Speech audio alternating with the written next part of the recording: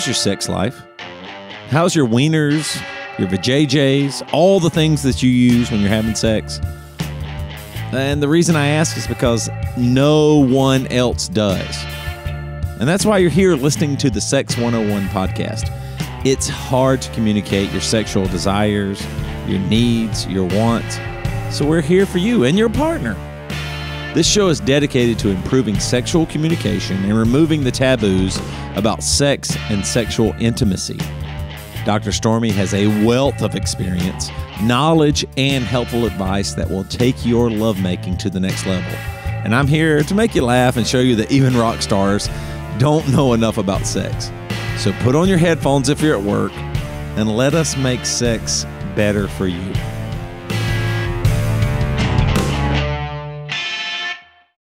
All right, folks, we're back. And like last week's episode, we told you this week is a special episode because we're doing listener-only questions. Listener questions only this time. So listener questions you asked, we answer. And I'm excited about this one because the listeners send in some really good questions. Like there's some, and I'm always happy that, a lot of times a lot of them are similar, so it makes me know that we're all in this together in a way. Like you're not, your situation isn't unique. Like what you're experiencing, somebody else is, as well. And so I'm glad this podcast is here for you folks and here for us too, because I'm learning so much.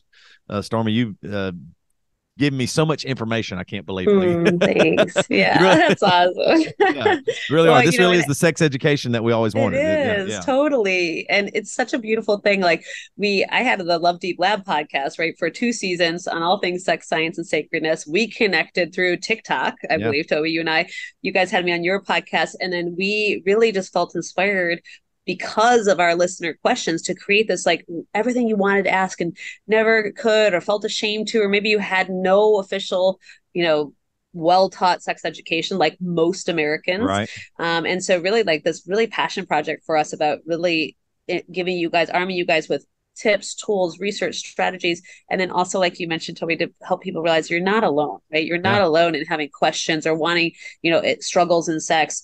You're also not alone in wanting to be a better lover. Everyone wants to have better sex. Most of us just don't want to, are too nervous to ask about it. Right. Right? Yeah. No. So 100%. I think it's so great, and these questions, like every time you send me the questions, and our listeners write in your Elon questions, it like moves my heart. Like I literally get like almost tearful because the questions are so vulnerable, so powerful, so incredible. We are not alone in these questions, and all the listeners out there, your bravery in asking the question like benefits you and your relationship, hopefully, but also others, right? It benefits Toby and I, it benefits everyone listening and everyone watching. And so it's really an act of bravery, and it means so much to me. It really moves me, and I'm constantly in awe of the listener questions. Yeah, me too. And we usually save this for the end, but if you have a question, send it to us. You can send it. You can email Stormy at Love Deep Lab, or you can ask Stormy a bunch of questions. You should email if you're going through some stuff. Stormy's the person to talk to, so I would definitely email her. Very much so. She has a bunch of guides, a bunch of different stuff that's just awesome. Or you can email me at toby@marriagesupply.com. But all right, you want to get to the first one here? Let's do it. Okay. This comes from Three's Company. Did you used to watch that show, Mr. Furley? Is that the landlord or whatever? I loved Three's Company. I was like amazing. I know. That was Suzanne Summers. That was like, there are a few movies and TV shows where, like, as a young boy becoming a man, I was like, whoa, this is like Suzanne Summers lives in my brain. Like, wow, I've never seen anybody like this. Yeah, and she was like such a pinup girl, I know. Like, yeah, totally. Nobody looked like her in the 70s, 80s in Greer, South Carolina. Nobody.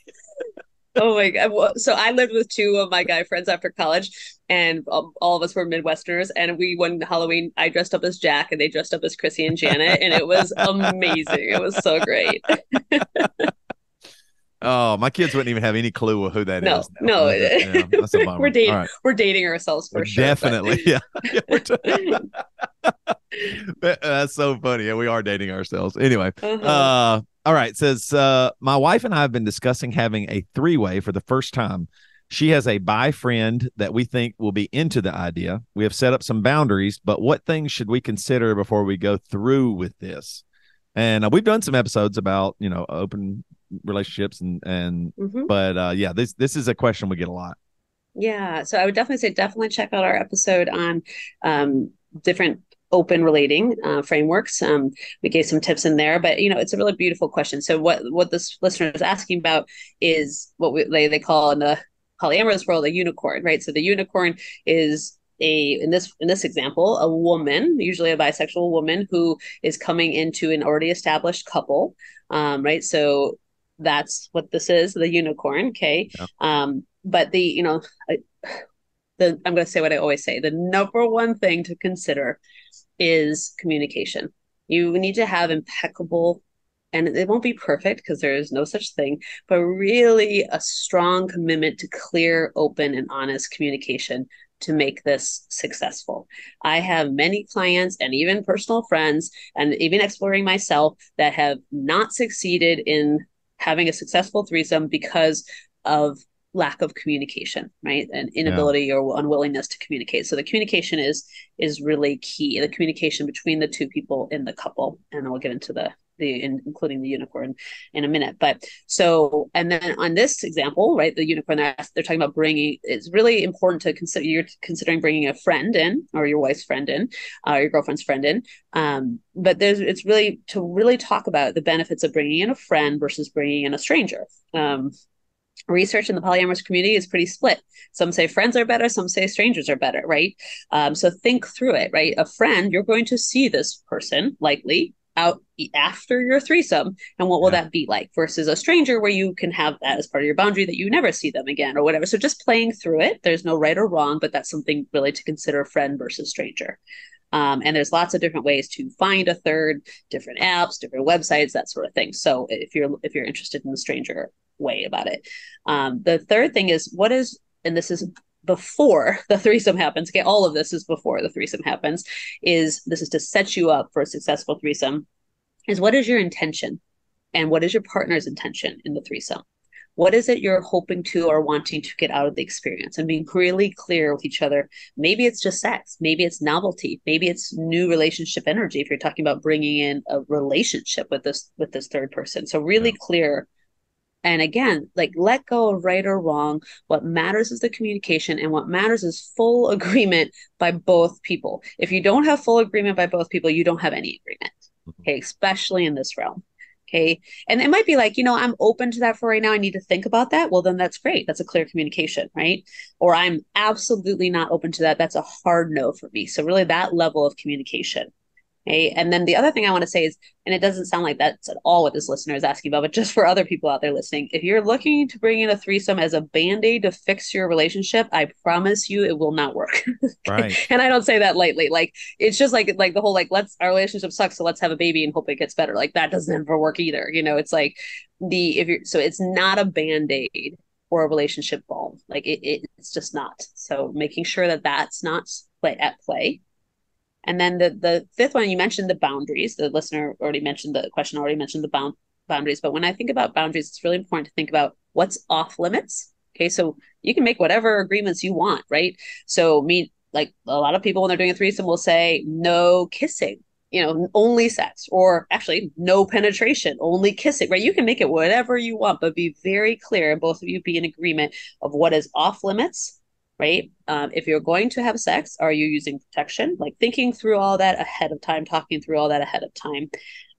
And then I always recommend, in any of our episodes we've talked about kink or anything taboo, to use your safe words, right? Have a safe word for your coupleship. And that means that at any point, it can be completely called off. Like, if the safe word is red and it's red, it means like we stop immediately, right? Okay, so you're really being clear on your safe words and what they mean before you get into the Mm. experience is really, really key. And then the last thing is aftercare, right? And I mean, in your partnership, how are you going to process what happened? What did you like? What did you not like? What came up for you? What felt hard? What felt exciting? And what are the agreements with the third, with the unicorn in this example, right? Are you going to communicate with her afterwards? Is it no communication at all afterwards? And then making sure you communicate that to the third, because they also have full say on what happens in the Yeah. in the threesome.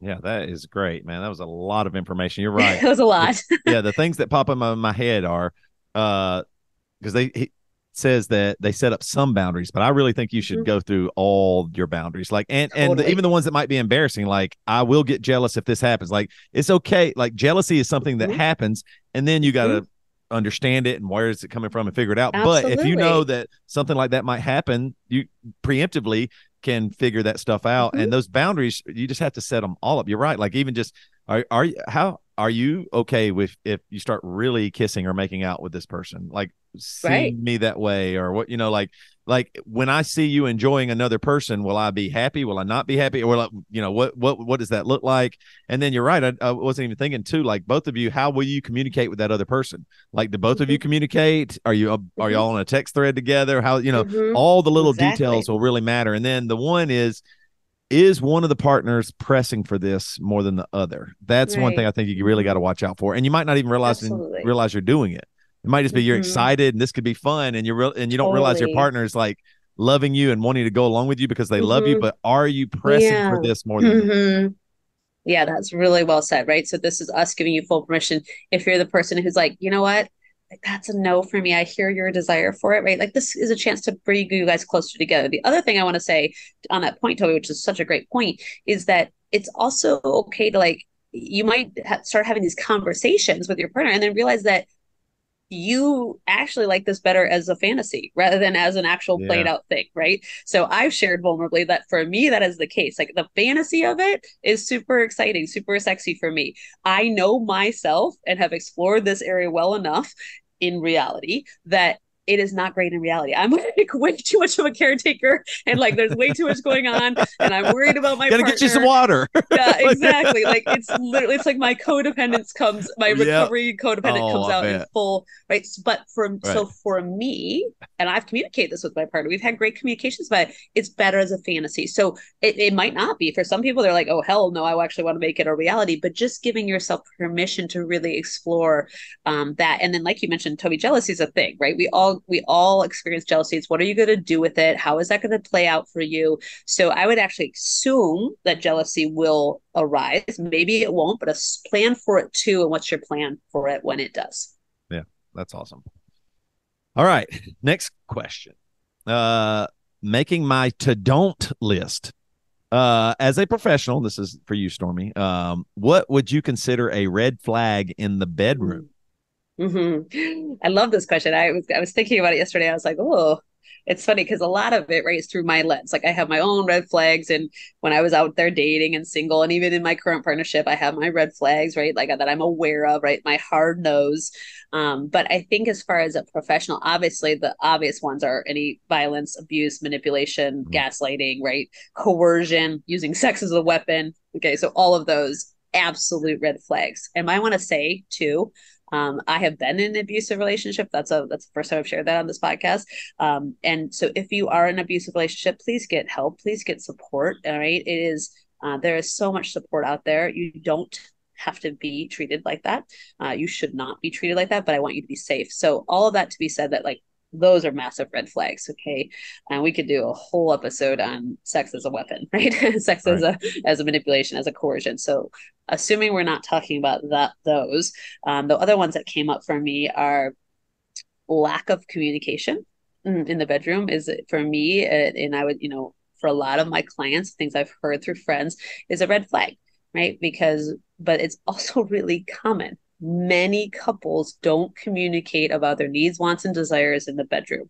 So whether we want to call it a pink flag or a red flag, it's something to work on. And if you're listening or watching this podcast, you are committed to working on that. Okay, so that this no longer applies to you. You can let go of that old story that you can't communicate in the bedroom. So the not lack of communication in the bedroom is something to be aware of and something to work on. So that was the first one that came up for me. The second one is if they're only interested in their own orgasm, and if they're only interested in orgasm, which again is really common. So I say these as a sex coach who's been practicing herself in this world of committed sacred sexuality and sexuality as a practice for 15 years, is that we are very orgasm centric as a culture. We are, and porn is, incredibly orgasm centric, but we are very orgasm centric as a culture. So giving ourselves permission to shift out of the like intense orgasm genital focus. And so I put it as a red flag because, and again, these might be red flag.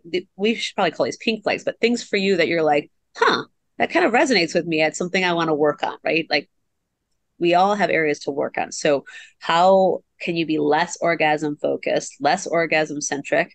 And then the irony is you'll have better sex and better pleasure and better orgasms, right? So because that's not the goal. So that's we're That, really and really orgasm centric. yeah, you're right. That really just struck a chord with me because also that leads to when it's not orgasmic or mind blowing, then you feel like it was bad. We start calling it bad Right. sex when you were Mm-hmm. connecting and having a great time. I mean, Mm-hmm. that like that connection is really the key, and then that leads to the great times. Totally. Absolutely. And broadening that definition of sex. Like sex is not just penetrative P and V intercourse, right? Like that Yeah, is so myopic of a version of sex. So, so again, like the obvious red flags of the abuse and manipulation, gaslighting, but these are more like what I would call pink flags. But these are more things to be aware of if you're out there dating or even if you're in a committed relationship. These can point you in the direction of your work together as a couple to be better lovers, to have better sex, to have deeper intimacy and be better partners, right? Which is brings me to the next one, the last one, which is if sex is your only way to connect. So if sex is their only way to connect, that's a red flag, right? Because there's all these other realms, there's 9 other realms of intimacy. And how do you cultivate greater intimacy outside of the bedroom, which leads right. to greater intimacy inside the bedroom? And on that note, I have an intimacy building guide that I'm offering for free for our listeners. So just email me, Stormy at lovedeeplab.com, put intimacy guide in the subject, and I will send it to you. And it's a way to look at how am I doing in other realms of intimacy with my partner and how can we grow in other realms? That's awesome. Perfect. All right, this comes from Phoner Boner. I caught my husband texting. I guess this is sexting another woman. He said that they have never met and it's just a sexy fantasy. I believe him, and it actually didn't make me jealous. But is this something I should monitor since he hid it from me? Mm. Yeah. So definitely listen to our episode on infidelity and conscious monogamy because we talk about different types of infidelity. Yeah. So I love this person who wrote in was saying that she doesn't think of it as, cheating or didn't experience it as making her jealous. But my question as I read that was, what are you really clear with your partner? And if not, I really suggest you get super clear with your partner on what are your agreements? What are your agreements within your relationship? Are you monogamous? Are you monogamish? Are Yeah. you open to what we talked about in the other episode, micro cheating or micro infidelity? Are you open to sexting with other people? What about deep, intimate friendships that don't include any sex? Right, like so, really getting clear on what are your agreements and what is your definition of infidelity and cheating. We talked about this in that episode because it is not a wastebasket term. It means so many different things to so many different people and different couples. So getting really clear, right? So if and maybe in your partnership that is okay, it feels okay to you and feels okay to them, but you're clear, you're not making any assumptions, right? So that's the first thing. And if you feel like it was a violation, which doesn't sound like this listener did, let's say you did, let's say you're like, that is not in our agreements, or even we don't have agreements, but that feels like a violation of my trust, then how are Yeah. you going to repair and restore with your partner? Because there Yeah. is a reparation and restoration process that needs to happen after there's been an impact, a hurt, an insult to your trust. Yeah. And so there's lots of ways to repair and restore. I know many couples, and I've worked with many couples who have been able to repair and restore even beyond their original place. And many couples who aren't able to, right? So what is the repair and restore process if that you feel like there's been a violation of trust, right? And the trust might be like he didn't cheat, but he hid it from me, and that feels violate. I feel Yeah. violate, like that's a violation of trust, right? So again, we're making some assumptions about what the listener's intentions are, but these are questions for the listener to who asked the question to get curious about. Yeah. So go Yeah. ahead. I was going to agree with you. It is interesting that he didn't bring this up to her because it seems like she's not jealous. She's not. She maybe even into the idea of fantasies and stuff like that, Mm-hmm. as long as they're just fantasies. But that there is something hidden there where he didn't feel like he could come to her with it from the outset, and so I wonder what that is, what Yeah, is that's so behind well that. said, right? And that was my very next point. Is like, um, I would encourage the listener who wrote this question to have an open curious, connected conversation with your partner. Why did you feel like you needed to hide that from me? Like, what have we not been clear about? Or she might be like, listen, I don't even mind, but I mind that you didn't tell me, right? Like that might Right. be the clarity. So why did you feel like what did we need to change where you don't feel like you need to hide that? Or we need to change our agreements because I'm not okay with that. Like whatever it is, right? You're having those conversations. So I think that's absolutely well said, Toby. That was exactly right. Like getting to me in my relationship, anything I feel like I need to hide from my partner is somewhere I really need to look at. Yeah. Because why am I hiding? Yeah. He and I practice conscious monogamy. That's part of the agreements, is that we can bring to each other anything we're experiencing, even hard stuff, right? So if I'm hiding that, then I need to look at myself to say, why am I hiding that? Right. And this is, you're right. This is helps build trust. And sometimes you will have to say hard things or things that are embarrassing or you don't want to say, or you don't want to hurt somebody's feelings. But if you can say those things, you can really kind of grow towards each other. So, Yeah, absolutely. and on this question, I do have a Stump Stormy. Oh, okay. It's time to Stump Stormy. What percentage of U.S. adults exchanged sexting with their partner within the past year? Oh, so sexting with a partner. Yep. Oh, this is going to be like, I'm going to be projecting my like desire all over this. I hope it's like 98%, It's but not. I don't think it is. I know that's not my guess. That's my like deep desire for everyone to That's have your like utopian worldview. Totally. Okay, so all right. All right. Honestly, okay. In the United States, in the last year, partners, I'm gonna go with 38%. Close. It's a little higher. 46%, it says. Oh, I almost said 40. That's so funny. Yeah. 46. Okay, so Now, that's good. I mean, that's pretty good. I mean, yeah. but it's still less than half.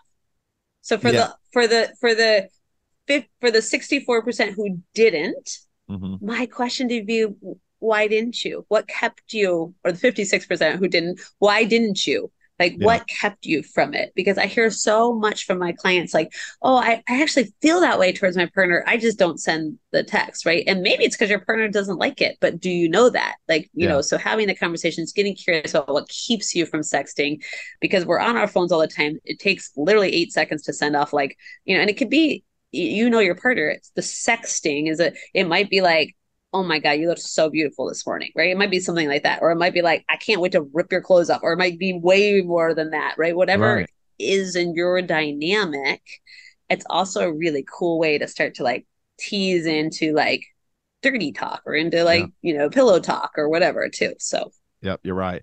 I will this article, it comes from getnux.com, but it was interesting too. One thing that people should be aware of, and I have a newly very young 13-year-old, but she's a teenager. Sexting within teens is very high, or some of the I was going to look at the numbers. I don't know if this says the exact numbers, but they can be high. So you have to be really, when you are sexting, you do have to have some boundaries of, I trust this person and I'm going to send something that I can live with years from now too. You know what I mean? Like that they'll always have it. Like it, that cute little thing that you're doing with the person you've only been dating for a couple of days can come back to haunt you. It totally. Maybe it doesn't, but you do have to be careful with that. Like definitely when you're sexting. Yeah. Yeah. I mean, I'm like, how many of us could never run for office because of bad texts that we sent? Right. It's like, it's a real thing. And I think it's a great point with our teenage children too, to like have these conversations, because first of all, you don't like, we're going to count on teenagers to act responsibly and thoughtfully, even if they break up or whatever. It's like, no, people act like idiots and often do act like idiots when they're hurting. Right. So let alone the teenage brain. So my whole thing, and I've had these conversations with my son, is like, you better be prepared for that to be shared with the public, because if you think that is only being kept private, you are sorely mistaken. Right. So don't, I mean, and it's hard to do. Listen, like, I have not been like stuck to this rule myself. I do now, but like, don't send anything that you wouldn't be okay with being exposed. Yeah. Yeah. Because you and I grew up without phones, and then we got them, and so we're experiencing social media and all this stuff in real time. And so that's why it's something you really do want to be aware of. It is Totally. fun. It can be fun. It can be sexy. It can be so awesome and a connecting tool. And you're right, like especially Hmm. with your partner, that you trust and you go, okay, this person I know no matter what happens, they're not gonna, know the person's Yeah. character that you're Yeah, connecting to. So. exactly. All Hmm. right. Next question. This one's a little serious as a heart attack. My husband Hmm. had a heart attack last year. Even though we have sex regularly, I'm always hesitant now to get him too excited due to his heart. How can I get past this mental block? Yeah, so that's a really, I'm glad your husband is doing okay. And I really feel that, like, so there's like, in my mind, this question has like the medical and then the mental, right? Mhm. So if assuming your husband has been cleared medically, sex is considered mild to moderate exercise, so they can walk like 2 or 3 city blocks without symptoms, then they usually are cleared for sex, but making sure that he's been cleared, right? It also depends on the severity of the heart attack and the damage to the heart. So making sure he's been cleared medically for sex, but assuming that that is the case, the mental block is really common. So I wanted you to hear this, listener, to hear that you're not alone. Post heart attack, 51% of women and 44% of men report really having a mental block and like being on sex and being afraid of triggering sex, of triggering, chest angina symptoms or triggering another heart attack, just being able to even have erectile dysfunction because they're so worried about it, right? So it's really common. So you're not alone. But the ways, to overcome, let's just say, or integrate this block, because no, this is not wrong that you have this block. It's actually really loving, right? You're worried and concerned for your husband and his well-being. That's beautiful. Is to communicate, to really like share with your husband, like, like I actually feel afraid. And maybe it's like, I feel afraid to have sex at all, or I feel afraid to have rough sex, or I feel afraid to have vigorous sex, or whatever it is, because I'm so worried about you. Like, and I just wanted Yeah. to share with you that this is happening for me. Again, that communication piece, like, that's really intimate, really beautiful, really loving. And having that conversation, not in the moment. This is not when you're worried about it or when you're having sex or attempting to have sex. And then, seeking out help if you need to like work with this block, because it makes perfect sense that you have it. And then slowing way down, right? So taking time, like, and making an agreement, like, okay, your husband's, you say, I need you to tell me if you have any symptoms at all, because then I can relax into this, because we have this verbally spoken agreement that you're going to be very attuned to your body and paying attention. And we have a word and you say the word and we stop, right? Okay. So then you can relax into that, and then slowing way down, taking a lot of foreplay, building up, right? So, and and you don't have to have vigorous sex. You can have really slow, deeply connected sex that might make you be able to relax into that a little bit more as well. Yeah, for sure. And like Stormy said, you are right to feel this way. You love Mm-hmm. him and you want him to be taken care of. And so, but oftentimes people are healthier and have healthier habits after something Oh, like this happens. totally. So he might be Absolutely. healthier and stronger in more ways than he was before when you Yeah. didn't And know. right. If exactly. And if sex is considered mild to moderate exercise in the cardiac rehabilitation process, it's like lovely exercise, right? And they actually Yeah. want mild to moderate exercise post heart attack. So, really clearing it with your medical team, his medical team, talking to the medical team about this concern, and then working with in some of those other ways. Yeah. And for me, this is about me now, but like if that's the way I go, I can't be that mad. You know what I mean? Like if that's how I Right. leave this world Yes. for me, just for Toby, it's a pretty good way to go. It's a Uh pretty good way to go. yeah. Hmm. All right. Last question. This comes from I'd like to have some words with you. The last time we had sex, my boyfriend used some really harsh language and called me names. We were playing out a dominant fantasy. I really enjoyed it, but my husband felt like it was a little too much. Is there a way to help him feel confident and help him see that it's a turn on for me? Yeah, so I love this question, right? So you're playing with a dominant fantasy. You really enjoyed your husband's use of what you called harsh language, right? So again, that communication piece, not during the scene, this is after, of why did you like telling you, for example, you might say, I really, when we were doing that the other night, I really, that was such a turn on for me when you used this term or this term or this term. And maybe I even found it surprising, but it was such a turn on because X, Y, or Z because whatever, I'd never been called that, or because it was such a cool thing because we were playing a role or whatever it is for you, right? So insert what's true for you, but really sharing with your partner, giving, which gives him explicitly stated permission. Okay, so that's the next part. You're going to literally say, I want you to know I give you full permission when we're in that scene to use that language or to use this language or whatever, right? So you're literally saying, I give you permission because it's really beautiful, right? If your husband was like, I don't know, like that made me feel badly to call you that or whatever his experience was. And then that's the third piece. Like ask him what felt hard about that with you. Maybe he literally grew up being told like you never call a woman that, right? Like that's a block. That's a thing to overcome, right? So getting curious of like, why did that feel hard for you? Maybe he's like, I felt like a misogynist, right? I mean, you don't know, right? These are lots of different possibilities that I've heard from my clients and worked with myself when in role play. And then the other thing is really having the communication of like both of you, like when we're in this role, we're giving each other permission to be different than we are. So part of what I recommend, we have a whole episode we did on role play, so you can check that out. On like, is the aftercare piece. How do you let go of the role? So how do you let go of the role and let your husband let go of the role? So it can literally be like, hey, that role's gone. We're back to like, and he might be like, okay, I want to tell you, I think you're so sweet and beautiful. And like, he might even need to say like, I'm sorry for like, whatever, you don't know. But what part of the aftercare is letting go of the role and coming back into your typical roles. That's the beauty of role play. You try it on for this scene and you let it go after the scene. So if you're more explicit in that, if you're more prescriptive in that, you might find that your husband's able to relax more into the role. Yeah. I look at it like I love I guess it's like little comedy bits. And it was a movie too. The Between Two Ferns with Zach Galifianakis. He is intentionally mean to all these famous people, right? Like they come on his show and he's interviewing them, but he says really mean stuff to them. And the bloopers are hilarious because they die laughing and they cut up. And you realize that like the actor's in on it. So your husband, needs to realize that that you're in on it.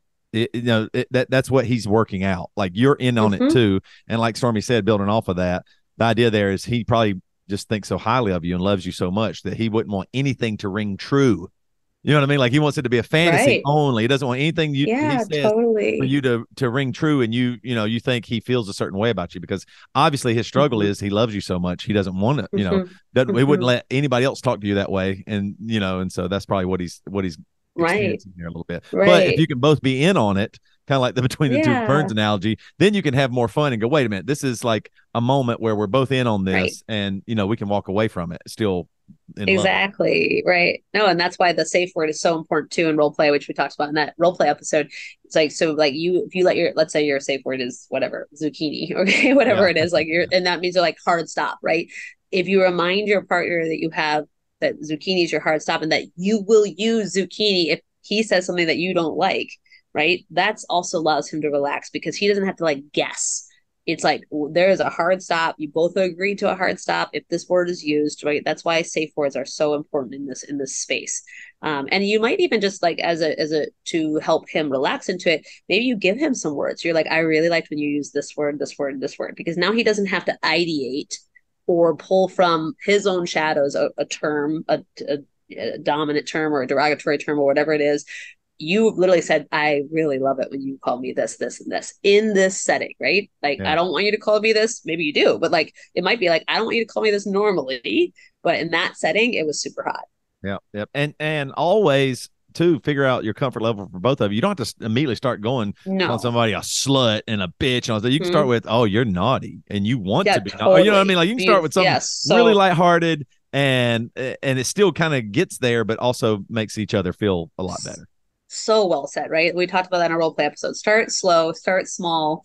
It's so right. So because it is also about like you want both your nervous systems to relax into it, right? So that was a great reminder. Like you don't have to start, and you might want to work your way up there, but like start small so that you can both really enjoy it. Because obviously the desire is that you both really get to enjoy this role.